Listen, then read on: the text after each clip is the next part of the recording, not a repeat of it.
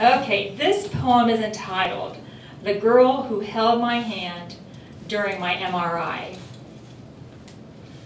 I tried not to think about it too much, but ever since the doctor's office scheduled it, thoughts of that special scan loomed in the back of my mind, often creeping to the front when I turned out the lights and closed my eyes at night, or when I sat in my Honda at the red light, staring mindlessly at the Subaru Utah license plate on the car in front of me. I could hear the alternating patterns of rhythmic banging, a loud, obnoxious symphony of huge medical magnets. Presto, allegro, largo, moderato.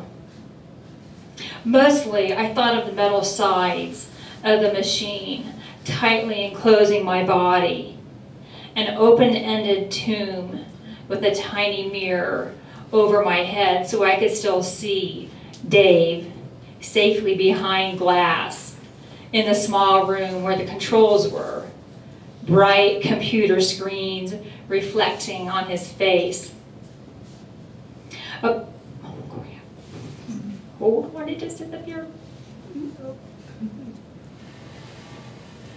Appointment day, I recounted the suggestions of my friends.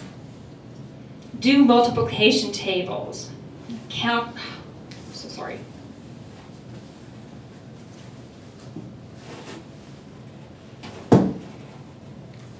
Appointment day, I recounted the suggestions of my friends. Do multiplication tables, count out the minutes. Think about how cool the images are the machine can create. Instead, the second tech held my hand the entire hour-long scan, just loosely, just skin at the ready, if sudden movement or changes in the pounding rhythm startled me. Strange yet comforting, the invisible soft hand of young Kelsey, who allowed me to occasionally release my gentle grip, but stay present for when my hand sought hers again in stoic anxiety. Thoughts of those who had gone before me, of friends and family who were no longer on this planet, who could no longer experience the benefit of this amazing diagnostic tool, or could no longer experience anxiety or sweet comfort from the hand of a young MRI tech named Kelsey, drifted through my mind as I worked to remember every person I ever knew who had died. A new one added from just this morning. I felt my eyes closing, my jaws unclenching.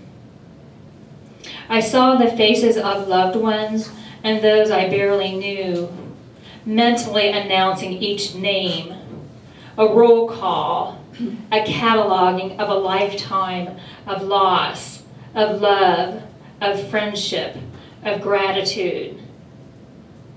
After the last magnetic clanging and the electronic slide of the exam table that brought me back into the light, I was grateful for all those who seemed to experience it all with me, including the girl who held my hand during my MRI.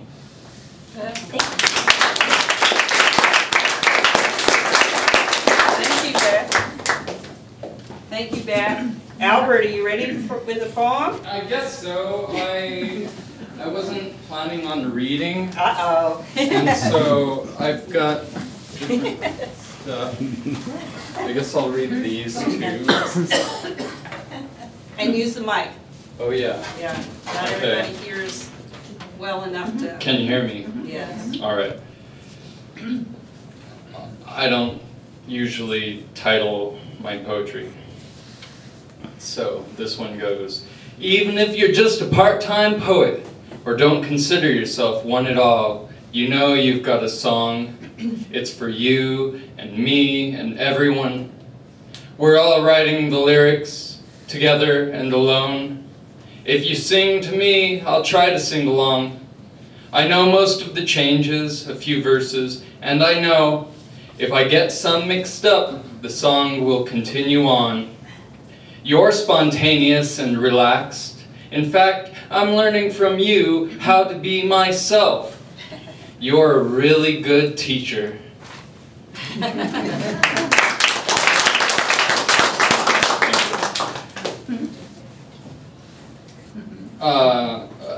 I am a modern ascetic, contemporary wanderer, seeking but also waiting to find and be found by the early dirt, primordial fixings for the soup, archaically smiling all the time, in no hurry, at alluvial pace, only way to win that space race in which I've been placed. Whether willingly or not, here I am, waiting, seeking, wandering in wonder, spontaneously life, generating relaxed excitation. Thank you, Albert. Next is Neva. And give a little introduction. I'm not a poet, I'm a visual artist. And these are words from the alternate universe I live in of gradual hearing loss. Things I thought I heard at the college where I teach. While driving cross country with my dead girlfriend, we cruised through the town of Dewsbury, where from the sewage committee, we learned one of the reasons for gender. The freshmen were so excited about constructing their own couch. So much thought went into it that they didn't notice they were in a theater where new visits to nude physics were made and declared it was better than sex in the Dresden public. When Ren became Gwen, after my son asked me in the cafeteria, by the way this is in Vermont, where it's not legal. After my son asked me in the cafeteria, "Would you like me to get you some pot, Mom?" He's such a good boy. I discovered that no university is in Ireland, but the self-sufficient physician cleared the reptilian shape-shifter of his reflexive waist. One more short one. While you raft your study plan, you find yourself sitting in sun circles, knitting packets with raw cocaine, and bringing wife burning into the left brain. But the Methodist methadone freak doesn't understand.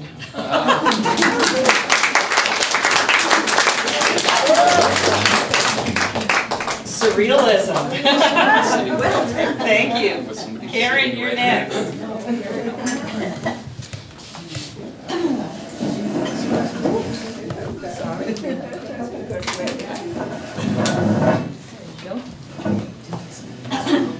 That's a hard act to follow. Well, I've got a couple of short ones. Microphone. Oh, I'll get the mic. I've got a couple of short, is that the mic? Okay. I've got a couple of short ones from my little book, Visions in Verse Along the Path, which you can either get from me or buy from Amazon.com along with your groceries.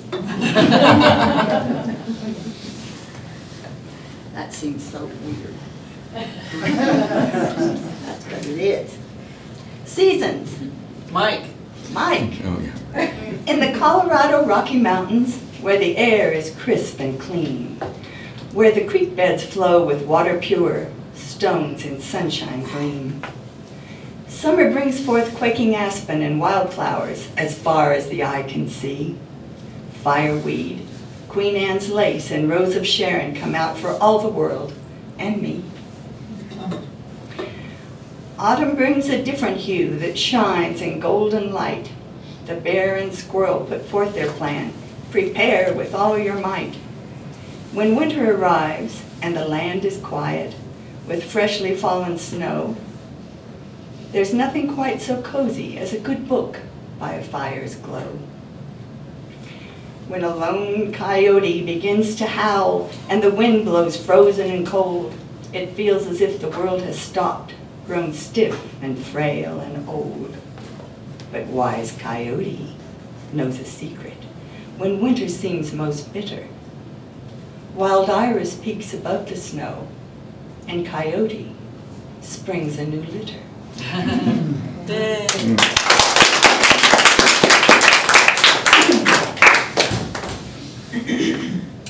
A tribute to Aboriginal Dreamtime. Come with me, please. Take my hand to the Red Centre, Australia's outback, Arnhem Land. Dreamtime flows at Uluru, the people's sacred site. Wall paintings tell of mysteries handed down with all their might. Dreamtime paintings must come from the heart. Reflect your own story, no second-hand art. Take your time, tell your tale of how you got to where.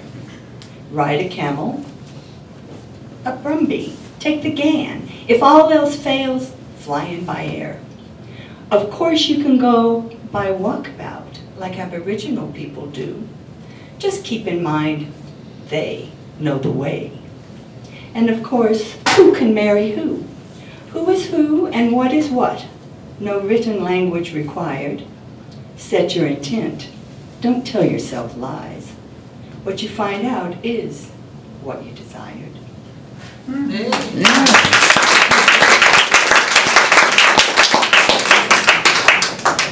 And in celebration of my cross-cultural heritage, I have just a Scottish proverb to share.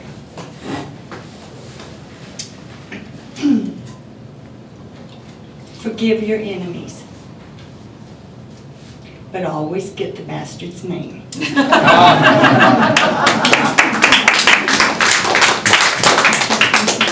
Izzy's next.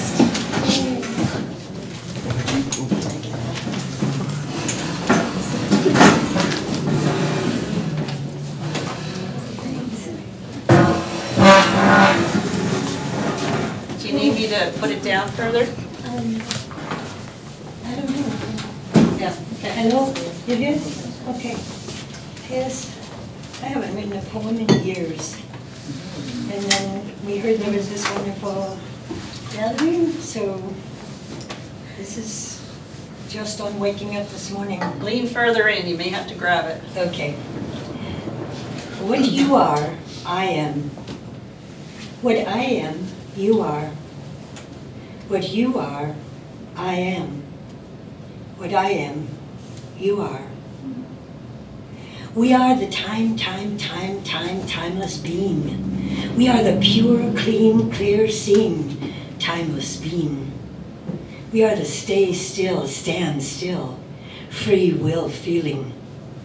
We are the uphill, downspill, river fill, wheeling.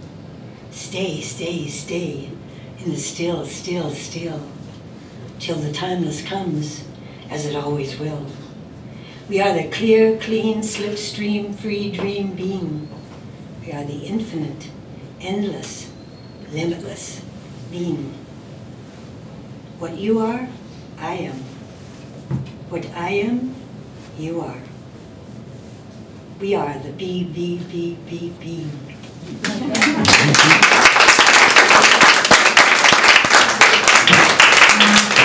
Thanks, Izzy. You're next.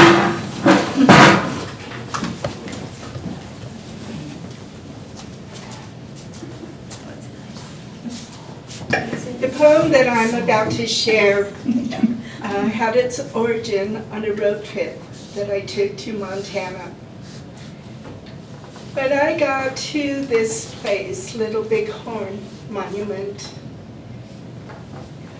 I didn't know what to expect.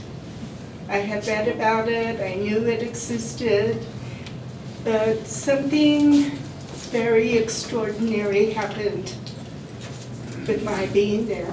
And this Lean in a poem- little bit more. And this poem is about that event. I titled it, Soul Encounter with God's Tears. Up high on a mountain, I stepped across an invisible boundary. I felt caught in a web. Sensations flooded my senses. Waves of ineffable emotions repeatedly washed over me. My attention was captured by the symmetrical alignment of white crosses backdropped by deep green grass. At this monument, in this cemetery, are the remains of the battle, Custer's last stand. My body, my mind, and my soul were locked into this invisible field many years ago. Shared memories invoked that occurrence. A journey into the sphere of fire invoked the words hidden in that sensation. Honor, respect, and sadness came into my consciousness. Tears filled my eyes, flowing freely. Tears connected me with God's grief regarding the senselessness of this tragedy. I moved away in an altered state of consciousness. I wandered up and down the golden slopes of dried grass, dotted with solitary gravestones. There the markers honored fallen Indian braves. The stillness of the countryside called to mind a deep sense of poignancy. Transcendence is the watchword in this realm. Deep soul connections are woven here to ancestral lines to be remembered. Holding space here is the tribute of timelessness. Yay,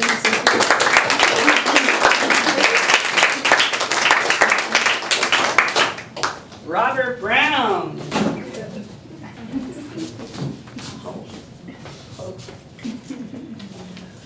This is from a rock opera that I wrote that I wasn't really able to.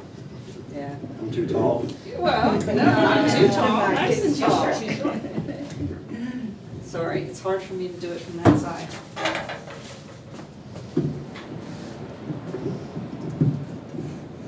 Is that good, Robert? Okay, should be.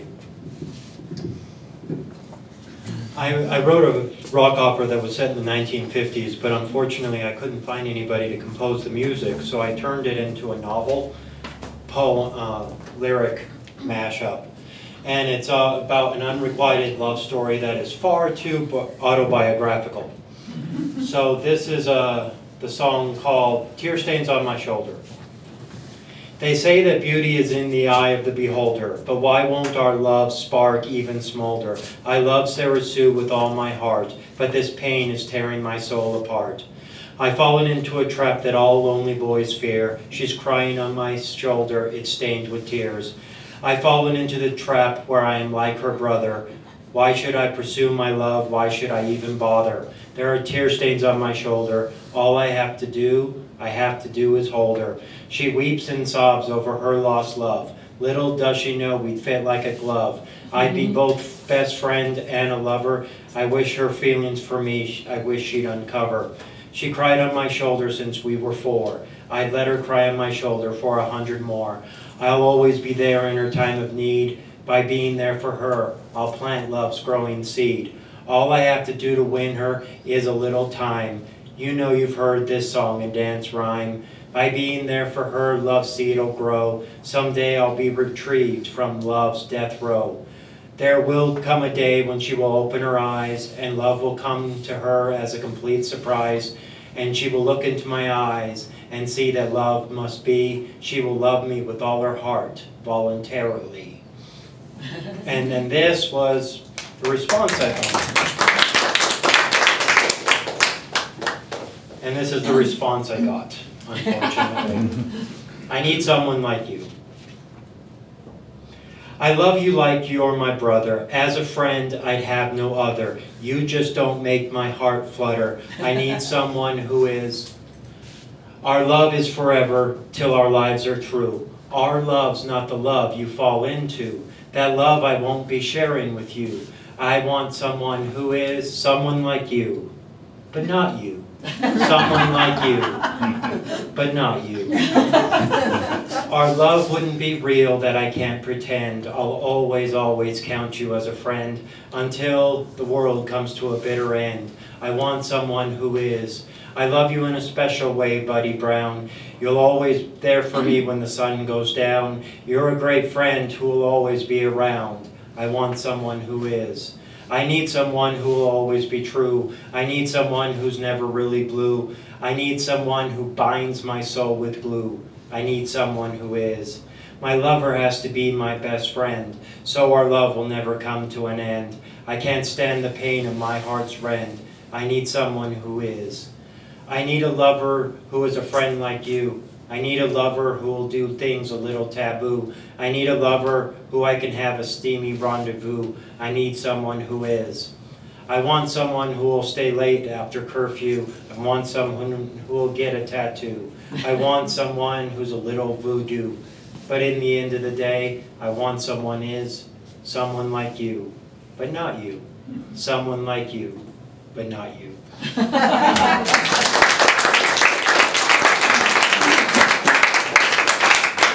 Not a nice story, a I know. sad story. Heather, you're next.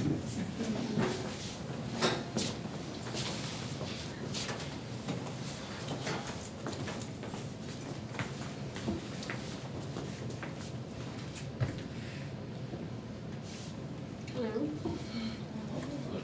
Alright, so my first poem that I'm reading, it's in response to a Chinese proverb, and the Chinese proverb is, women should be like water, voiceless and without a form. I have a voice, by the way, between the trees and the thunderous sky. I can hear her. Our might descends in the floods, the torrential rains, the ocean's waves. I have a crashing, trickling, haunting voice. My form is to drip through the cracks of the dams and walls you try to bind us in. It is only in me that humans, whales, and ships can fly. I cleanse you, I drown you, I baptize you, I surround you, I am in you. Yeah.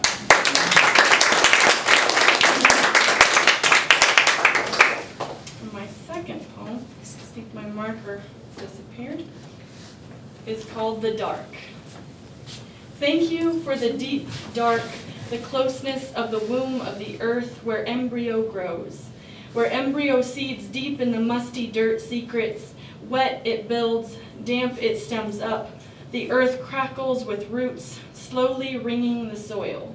The wood is born in the crypt. The leaves stubble into the light, and ground cracks, freeing space. Holy, holy ground, it separates. Like birth, it slides out of the cavern created. Multiply, cells, multiply with the earth. My world womb, grow you tree in the yawning black tucked around the seed. The dark I wait. I wait for lightly it to spring up into the clear.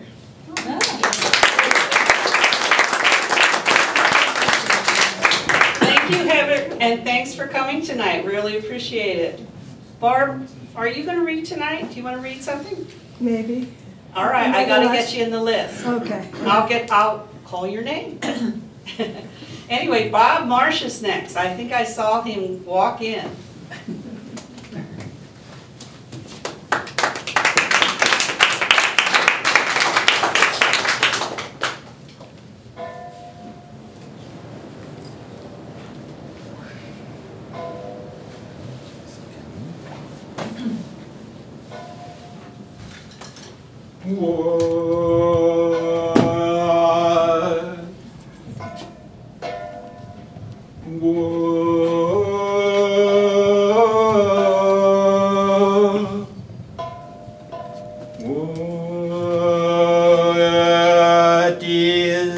What is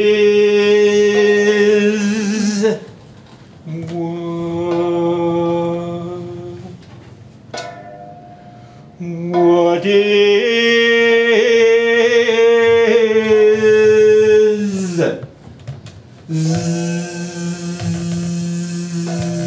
Zen? What is Zen?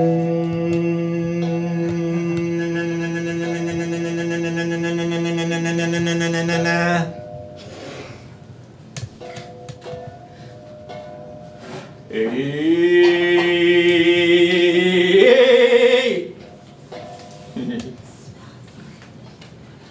laughing girl. A silver bowl. Yes. A silver bowl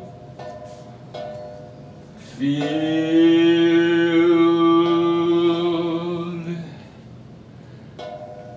A silver bowl filled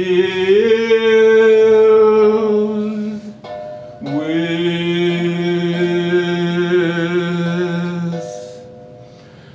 a silver bowl filled with snow.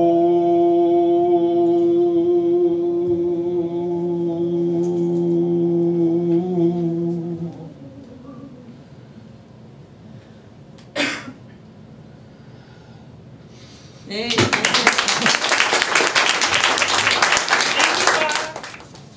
Hello. How's that? Excuse me. My name is Michael Barnard. The poem I'm going to read for you tonight is called "On the Night, the Blue Night of Cups Blew Up." Into blue Circe, Knight of Cups, retired, magnanimous with mash, mellow and plush, to the Florida Keys to seek Captain Q, or Viceroy V, or Equality Amores. Comedian C rowed his slow boat to shores, on the stuttering sea, in such summery blue. On blue, the Queen of Diamonds trumped two heavy hornmen, blackjacks, blue clubs, cool tricks to handmaid who the hangman sired, while side men bopped down to grubs and drugs, with seizures of angst in this noxious blue August, before the fall colors, autumn's rhapsody in blue. Alone, we blue bloods bleed up to the sky, uber paused on blue pills to principle our pleasures. We surge forth like fingers, clawing through clay, repressed to our vainest reflections, bluely, by godly. We've lost another ocean. C has perished too. He blew his heart's hand blown saxophone blue. Thank you, Michael. I don't think you've read here before, but I have seen him perform at Bob Marsh's place. Kate Booth, you're up next.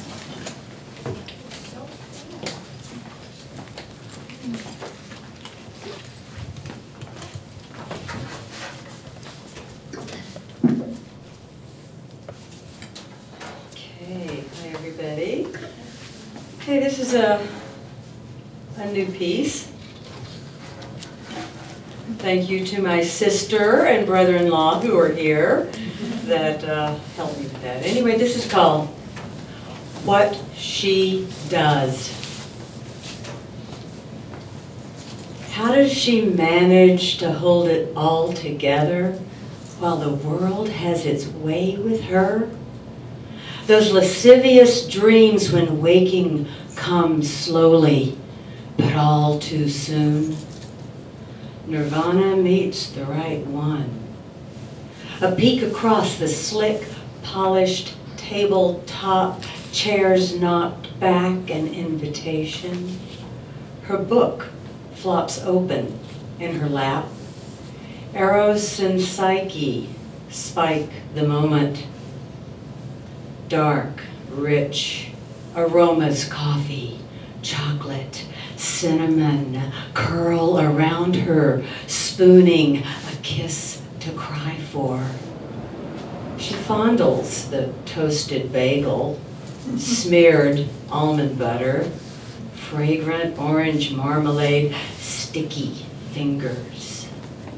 2 tables and 6 chairs away. A blue platter, quiche, cantaloupe, coffee with cream, hazel eyes. They lock the gaze, neither exhaled.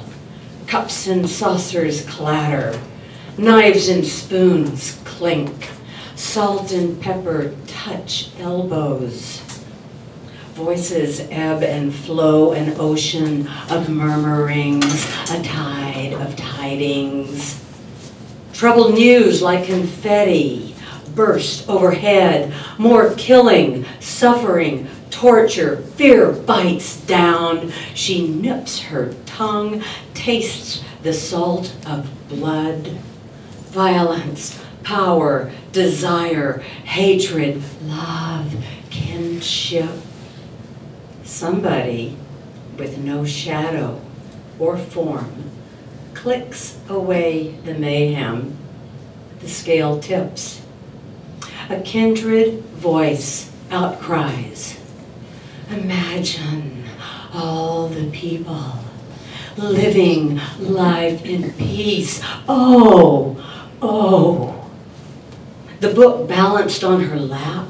Hazel eyes gone, a few crumbs, an empty cup left behind. How does she manage to hold this life so tenderly? A new chapter unfolds. Sound and song surround her. She dares to sing out loud. You may say I'm a dreamer, but I'm not the only one. She pays her way, steps again and again into life, love, and longing. Thank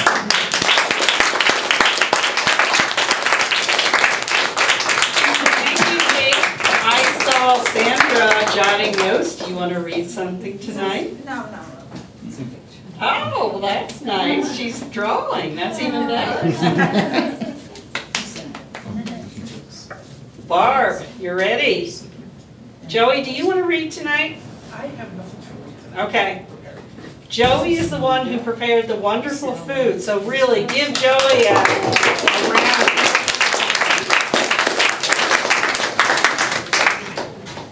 I am so glad that Christine Boyd walked in because I wrote this poem for you. It was about our raku workshop up there in Edwards, Colorado.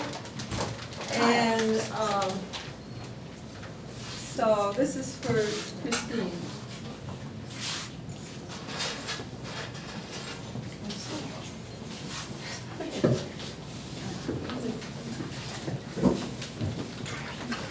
Raku's 6 Directions by Barbara Halverson. Earth, air, fire, water, spun on a platter surface. 4 directions became 6. Now that a bucket of bricks fell, pounded, rang. Now that white clay smoked from a glowing kiln top. Now that production blacks of night met gold coppers of day. Hey.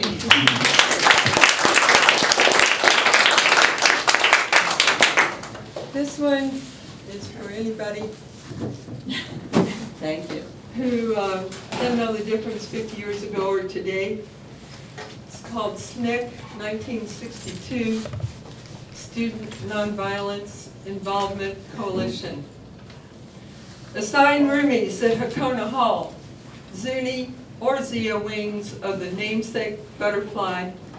1962, Wanda.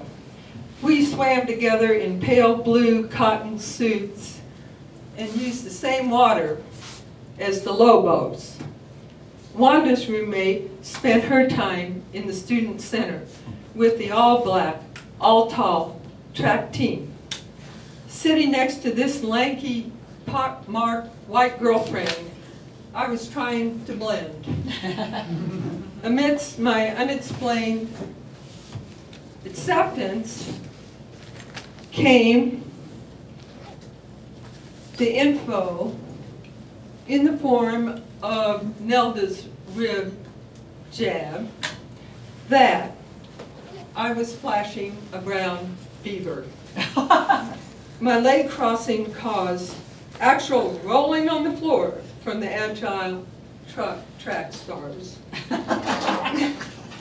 But the team and the hep white chip went to Alabama with SNCC and returned to Albuquerque, all hollow-eyed. Hey.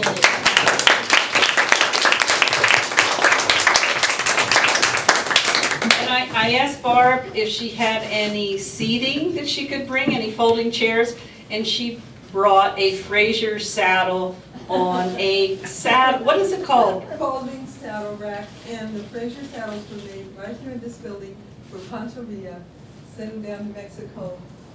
And it's the kind of saddle you can actually live in. I got it down on Northern, got a new lining, it's not anybody's supposed to sit on it. Yeah, and if you talk to her nice, she'd probably take your picture. Anyway, we had some new people come in. Does anybody want to read tonight that just came in? Yeah, I got you, Joe. Anybody else? New people? Anybody want to read? All right, we'll go back with our standard list here. Christine, I wrote you in as you might have something to read. Are you going to do it? Sure. All right. I'm not going to read, and it's short. All right. Christine is our esteemed potter that has a studio here.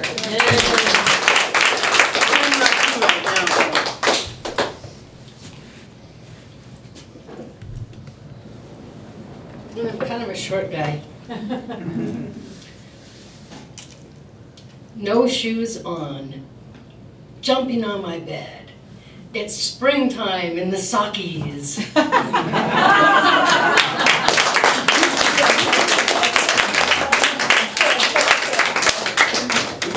Barb, are you ready to read something? I guess so. All I'll right. give it a shot. It's not as much fun as all this other stuff, I gotta say.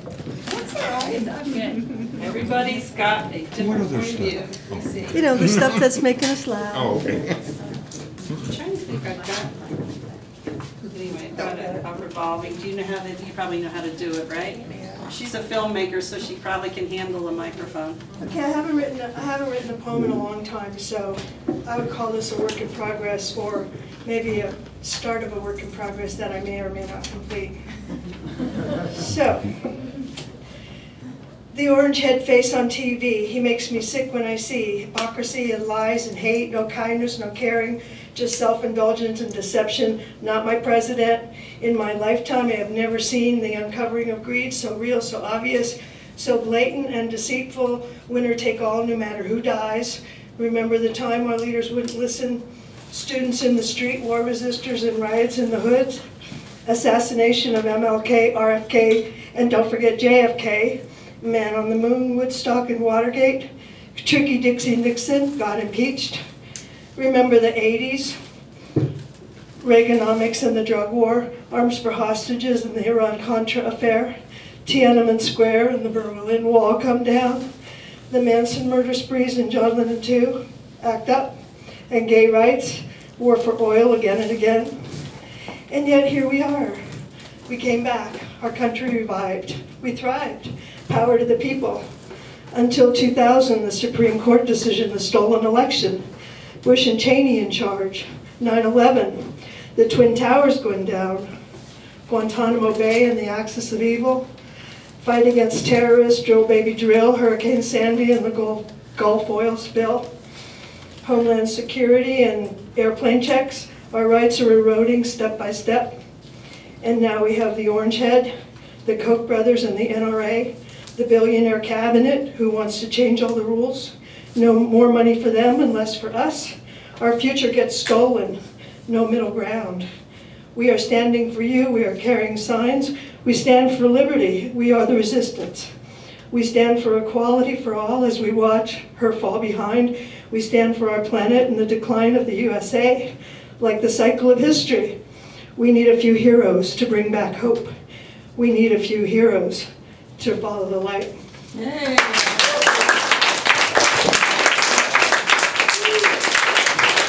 Thank you. Joe, you're next.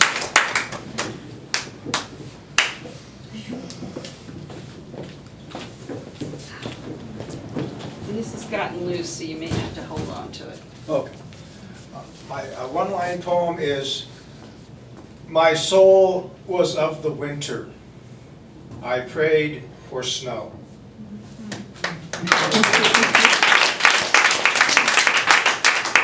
And that's up in the installation there, Joe. All of them are up there on the right-hand side here, in the cubby holes to the right. Oh, cool. Yeah. Cool. Baseball been very, very good to me. Number 42, Jackie Robinson, the black man, the black baseball player who freed America. Like violence, like summer, slow, slow, very fast. The jive talk, the smack, the brushback, the beanball, the cheater. Bob Gibson, Yogi Berra, Ted Williams, Willie Mays. Like summer, slow, slow, very fast. Lefty, righty, the catcher, the fastball, the curve, the changeup. Baltimore, the terror, the violence, like summer, slow, slow, very fast. Leather glove, leather ball, like America in the summer, slow, slow, very fast. The Boston Massacre, the Chernayev brothers, the blood, the terror, the cheater, Pete Rose, like life, like summer, slow, slow, very fast. First pitch, the Big Papi, David Ortiz, the Boston Savior. Joe DiMaggio, Where Have You Gone, Joltin' Joe? Mickey Mantle, Like Summer, slow, slow, very fast. Thanks,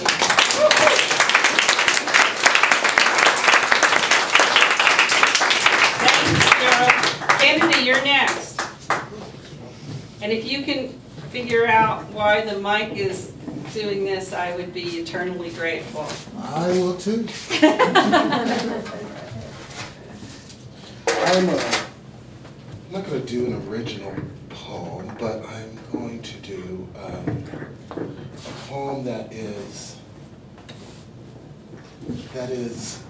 one of my. It's a poet that I encountered when I was. Oops! It's a poet that I encountered when I was in college. Just hold this. Yeah. No. It's a poet that I encountered when I was in college, and he was just really, I don't know, he just, his words just really spoke to me, and he was the reason why I kind of started writing some poetry. But I'm not going to do any of my original stuff. But I'm going to do a little bit of his, which will be, I think you'll appreciate it. All right. So, Thanks, appreciate it. there we go. Oh, you guys are a real easy crowd, really. Wow. His name is Don L. Lee, and he actually later on changed his name, so it could I can't even say the African pronunciation of his name, but I can't use the African pronunciation of his name, but when I first encountered him, his name was Don L. Lee, and this is a poem that he wrote called "Black Man, An Unfinished History." Actually, I'm just going to I like this poem so much it's kind of fallen out of the book. So, all right. Black Man, An Unfinished History. The old musician beat into an alien image of nothingness. We remember you and will not forget the days, the nights, the weekends, the secret savings for the trip north or up south. We entered the new cities, they were not ready for us. Those on the great rivers, the lakes, they were clean then, somewhat pure. You could even drink from them, and the fish lived there in abundance. We came by the backseat Greyhound and special trains. Up south came us, to become a part of the pot that was supposed to melt. It did, and we burned. And we burned into something different and unknown. We acquired a new ethic, a new morality, a new history, and we lost. We lost much. We lost that was.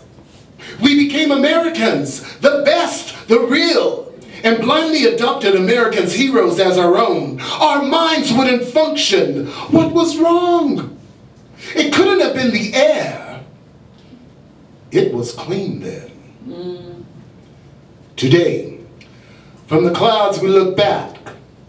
Seat 16C in the bird with her golden wings. We came and were different shades of darkness. And we brought our music and dance, that which wasn't polluted. We took on the language, manners, mores, dress, and religion of the people with the unusual color. Into the 20th century, we wandered rubber-stamped. A poor copy. But the music was ours. The dance was ours. Was ours. And then it was hip.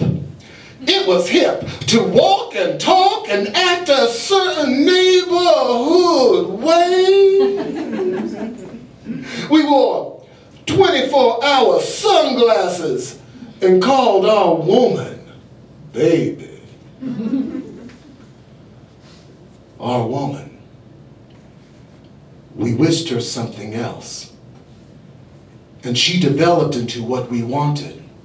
She not only reflected her, but reflected us, was a mirror of our dead desires. We failed to protect or respect her, and no one else would.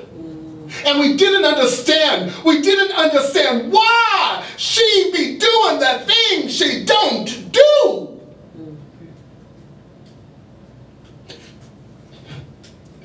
The 60s brought us black at different levels. At different colors we searched, while some of us still pissed into the wind we tasted and turned our heads to a greater vision. Greatness becomes our new values. Ooh, like telling your daughter she's beautiful and meaning it. V-boom, V-boom. to do it, Jim. Boom! You're gonna jump around the world and start the world, black man. You're going to space, man. All you got to do is think space thoughts. You slick, Jim. Yes, you is. Slicker than oil slick. Yes, you is. Just been sliding in the wrong direction. Click. Be a new world picture. Click, click. Black man, click. Black man, click into tomorrow. Space from old thoughts into the new. Zoom, zoom, zoom, click. Design your own neighborhoods. Zoom, zoom, it can be. Teach your own children. Zoom, zoom, it can be. Build your own loop. Zoom, zoom, it can be. Feed your own people. Zoom, zoom, it can be. Watch out, world. Greatness is coming. Click, click. Protect your own communities. Zoom, zoom, it can be. Create man, black man. Walk through the world as if you are world itself. Click. Be an extension of everything beautiful and powerful. Click. Hey, black man, look like you be named something like Earth, Sun, or Mountain. Go ahead, universe. Zoom, zoom, zoom. Click, click. Be it, black man.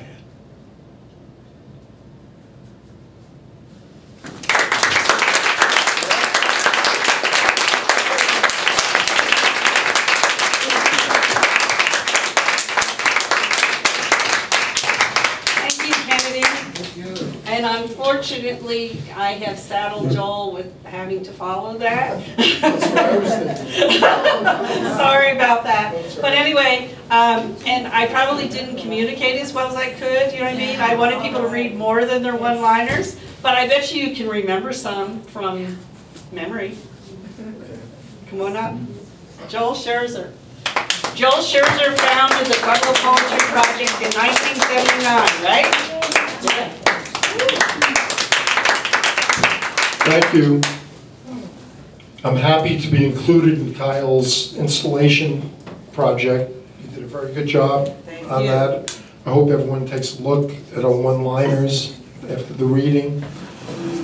I'll recite mine. Zen is the monastery cat chasing something in the dark. Yay.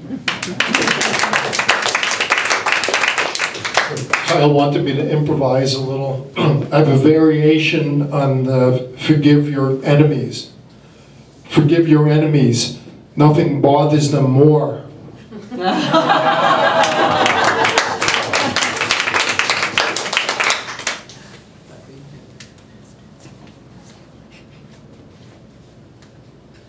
Now that my house is burned down, I have a much better view of the moon.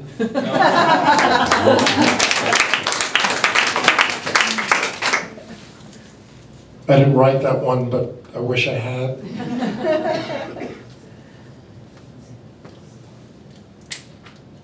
The meek shall inherit the earth. They wouldn't have the guts to turn it down.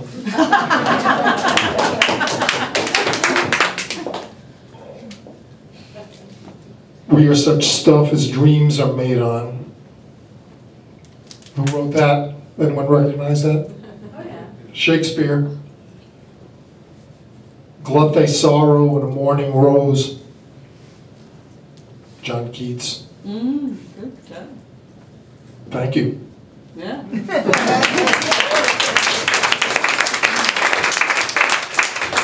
could I do that to a master poet, so thank you, Joel. Robbie Rubenstein, you're next. And you're welcome to improvise as well as you want to. I'm like the cat that climbed up the tree and I can't get down. Thank you. Thank you. See my skirt falling down. No, you're fine. Okay. You probably need this to go down. How's this? Is this all right? Yeah. Okay, good. I'm gonna kind of follow the rules. Kyle, I have my shtick, and then I have 4 one-liners. Ooh. One of which isn't mine. My shtick follows Joel's thank you to Kyle and the Alliance for the opportunity and for the beautiful concept of the one-liners. And I was so excited when I first came in and I saw that, alas, I'm number 1. I'm number 1 at the top left. And I said to Kyle, oh, thank you, Kyle. I'm number 1. And she said, no, you're not. And she explained that she's got a lot of one-liners, and then they start alphabetically. So actually, when I thought I was number 1, I was last. Not last. There's some S's after you. Oh, okay. It's yours are right. Yeah. Okay. All right. I'll do my one-liners from the installation first.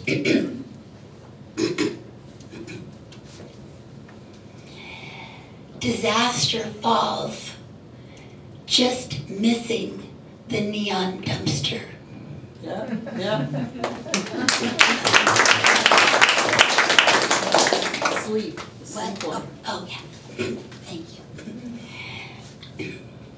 Sweet, deep sleep, a taste of death to come. Yeah.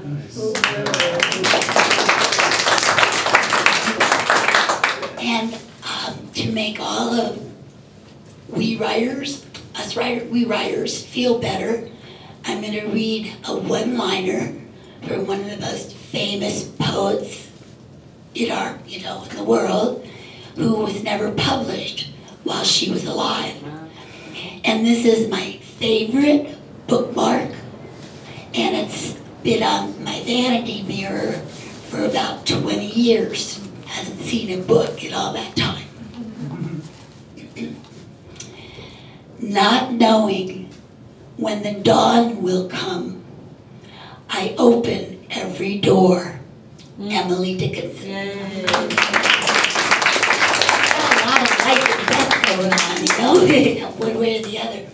And here's my last one-liner, and I'm dedicating it to all of us who think we know what other people should be or do. So I dedicate it to all of us, and I dedicate it to every mother-in-law we know. The last word is not always the best word. Is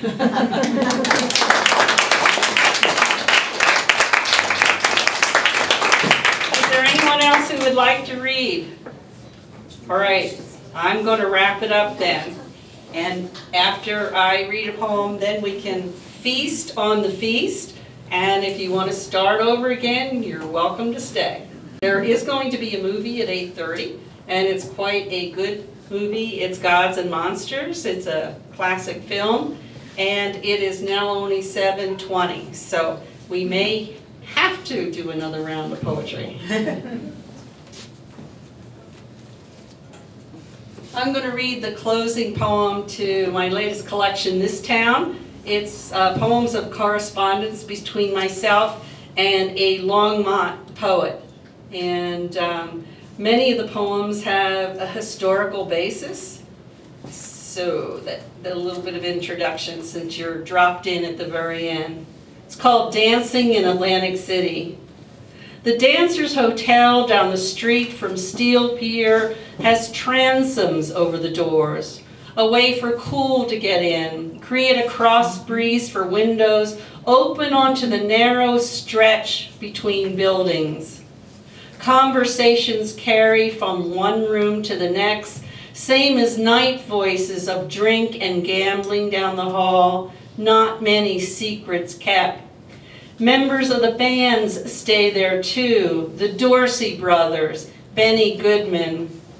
I only stay when the show runs late, too tired to drive home, always get a room to myself, more cash than the rest, because I am almost a local, scorned by the dancers. The transients couldn't have lasted the winters, couldn't have overcome the isolation, but it stands me well. Easier to say no to what gets the other girls in trouble. Benzedrine for high kicks and smiles all down the line, the heroin they use to come down. Single rooms, late night swims, meals at small glass-fronted places off the boardwalk, early morning walks that tone legs as your feet rock side to side in the sand. Afternoons under an umbrella to keep an even skin tone. Nothing's worse than a sunburn under sequins and fishnet stockings. Those of us around a season or two know how to pace ourselves to Labor Day when the city folds up like the big black trunks dancers live out of while on the road. Thank you for coming.